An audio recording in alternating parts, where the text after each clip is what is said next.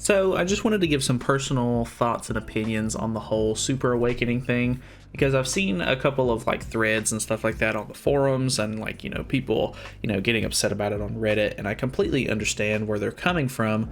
But I think the thing is people have a bad taste in their mouth from whenever JP launched Super Awakening, because whenever it launched, it was a total like whales fest, and it made the game a lot harder to play, especially if you were a free-to-play player. Because if you didn't know, originally Super Awakening was made to where if I wanted to do Goddess Liz and I wanted to Super Awaken her, my ultimate is only 1 out of 6, so I would only be able to get 1 star of Super Awakening.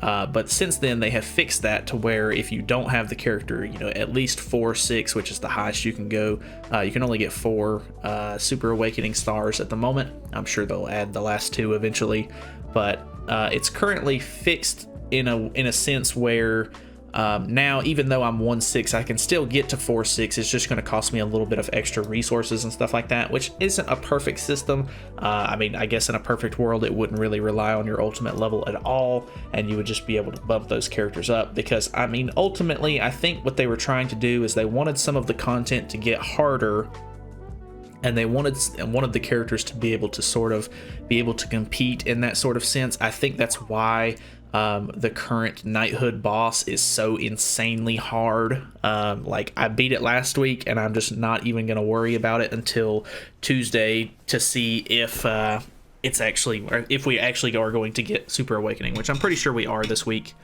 And I don't think it's really that bad of a thing. Obviously, it's very frustrating in a couple of senses. As somebody who has 6-starred every character except for this Liz, because you don't want to 6-star her. I shouldn't have even 2-starred her. But, as somebody who's went through their box and you are 60'd and, 6-starred every character, I'm not going to be able to get all of these characters Super Awakened to level 4. It's just unheard of. It's going to be a whole ordeal that I don't want to have to worry about. But obviously, Super Awakening isn't something that you're going to want to do for every single character.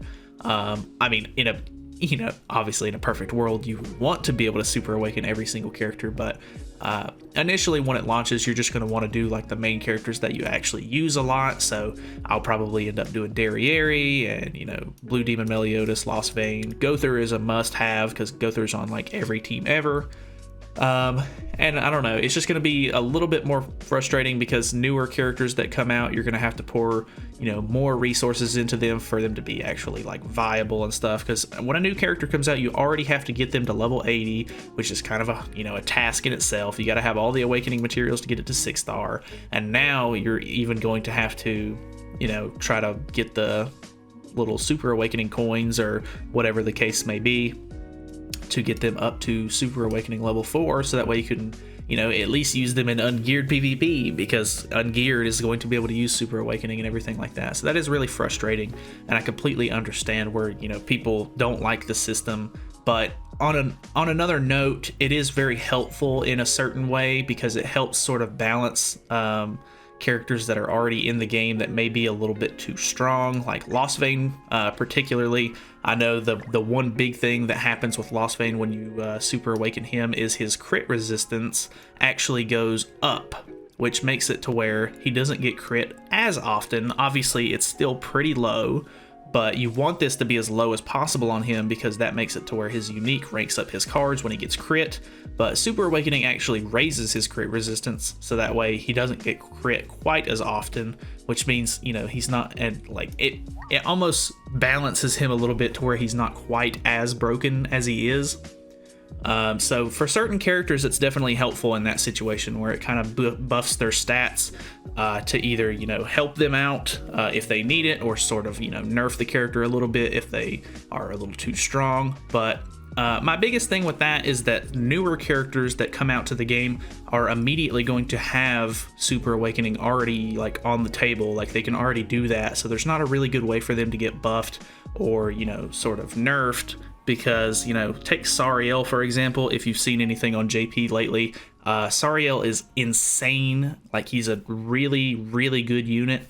And Super Awakening is already on the table. Like, he can already be Super Awakened to level 4, but there's not going to be a good way for them to nerf him or, you know, mess with his stats at all with, you know, Super Awakening, because it's already out. Like, it's already a thing in the game that he can take advantage of. So they now see that he's super buff, and I don't know what they could do at this point besides just releasing a patch that makes the character worse, which they're not going to do.